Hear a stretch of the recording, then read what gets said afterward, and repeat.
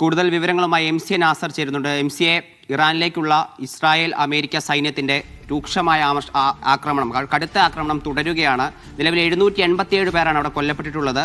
ഇപ്പോൾ നിലവിലെ സാഹചര്യം എന്താണ്? കൂടുതൽ മരണമോ അല്ലെങ്കിൽ കൂടുതൽ നാശനഷ്ടങ്ങളോ അവിടെ റിപ്പോർട്ട് ചെയ്തിട്ടുണ്ടോ? ഹരിഗോവിന്ദ്, വ്യാപകമായിട്ടുള്ള ആക്രമണങ്ങളാണ് ഇറാന്റെ വിവിധ നഗരങ്ങളിൽ തുടരുന്നത്. അല്പം മുമ്പ് തെഹ്റാൻ ഉൾപ്പെടെ, കുമ്മു ഉൾപ്പെടെയുള്ള, ഇസ്ഫഹാൻ ഉൾപ്പെടെയുള്ള പല ഇറാൻ പ്രവിശ്യകളിലേക്കും ആക്രമണം വ്യാപിക്കുന്ന ഒരു സാഹചര്യമുണ്ടായി.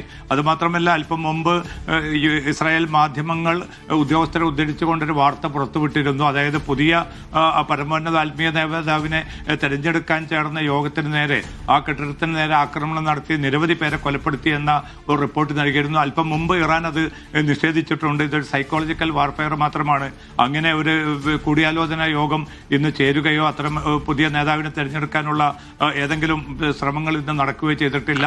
തങ്ങളുടെ ആക്രമണത്തിന് ന്യായം ചമയ്ക്കാൻ അല്ലെങ്കിൽ ഇറാൻ ജനതയെ കൂടുതൽ അവരുടെ ആത്മവീര്യം തകർക്കുക എന്ന ലക്ഷ്യത്തോടു കൂടി നടക്കുന്ന ഒരു സൈക്കോളജിക്കൽ വാർ മാത്രമാണ് ഇത്തരം വാർത്തകൾ എന്നുകൂടി ഇറാൻ നേതൃത്വം വിശദീകരിച്ചിട്ടുണ്ട്. പക്ഷേ പല ഭാഗങ്ങളിലുമുള്ള ആക്രമണങ്ങളിലായിട്ട് നിരവധി പേർ ഇന്നും കൊല്ലപ്പെട്ടതായിട്ട് ഇറാൻ സുരക്ഷാ വിഭാഗം അറിയിക്കുന്നുണ്ട്.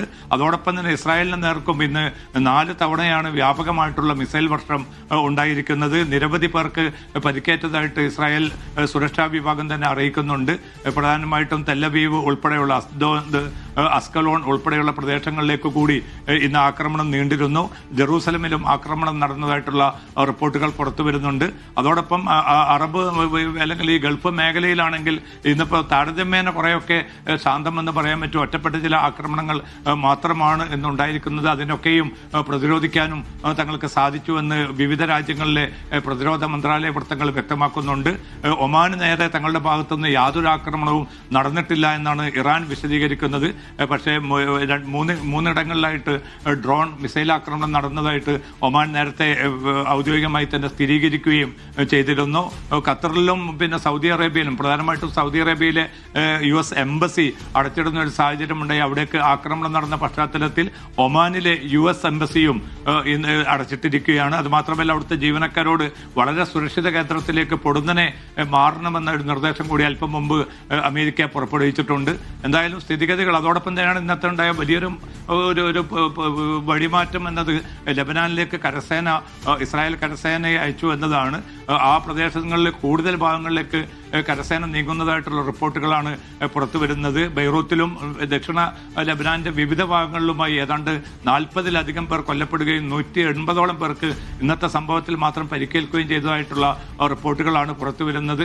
വളരെ സിവിലിയൻ കേന്ദ്രങ്ങളിലേക്ക് കൂടി ലെബനാനിലെ പല ഭാഗങ്ങളിലും ആക്രമണം വ്യാപിക്കുന്നുണ്ട്. ഇറാനെ സംബന്ധിച്ചിടത്തോളം വിദ്യാലയങ്ങൾ, 4 ആശുപത്രികൾ എന്നിവയ്ക്ക് നേരെയും ആക്രമണം നടന്നതായിട്ടുള്ള റിപ്പോർട്ടുകൾ പുറത്തു വരുന്നുണ്ട്.